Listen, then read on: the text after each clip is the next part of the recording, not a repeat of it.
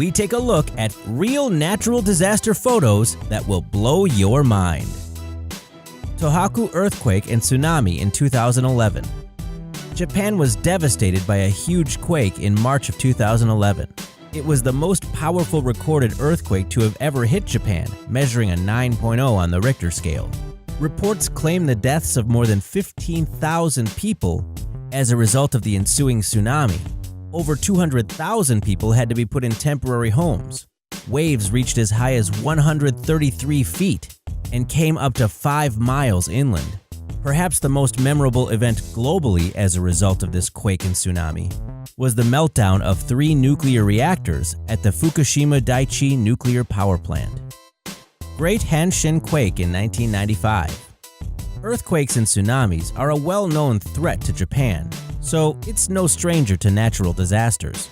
The Great Hanshin earthquake was one of the most devastating quakes ever to hit Japan.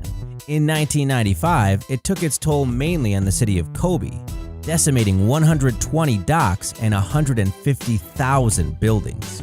Japan's disaster prevention authorities had to undergo a complete restructuring, as over 6,000 people lost their lives. As a result, new buildings were constructed that could take on bigger quakes, and both residents and authorities were better prepared for future disasters. Guatemala City sinkhole in 2010.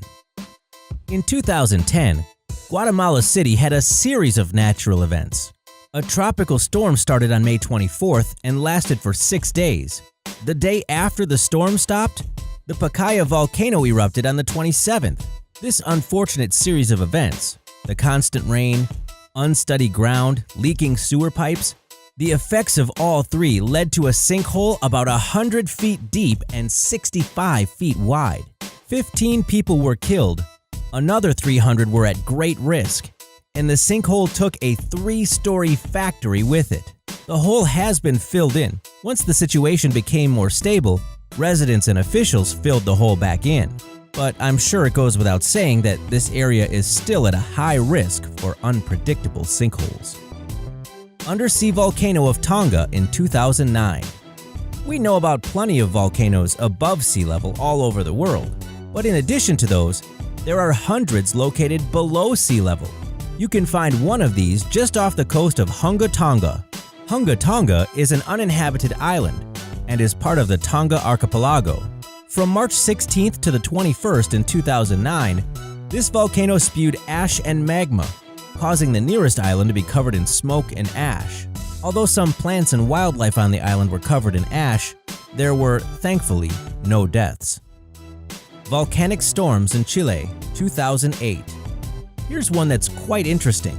Do you know what it's called when there's a volcanic storm caused by the electrical charges in the rock, ash, and ice particles spewed by the eruption colliding to produce static charges? That was quite a mouthful, so I'll give you a second.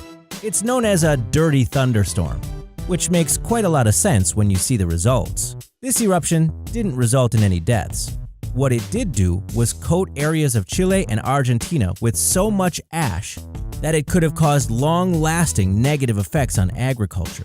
It left certain areas open to landslides caused by pyroclastic material, rocks, and water. While we don't necessarily know exactly what all that means, it sure does sound like a dirty thunderstorm.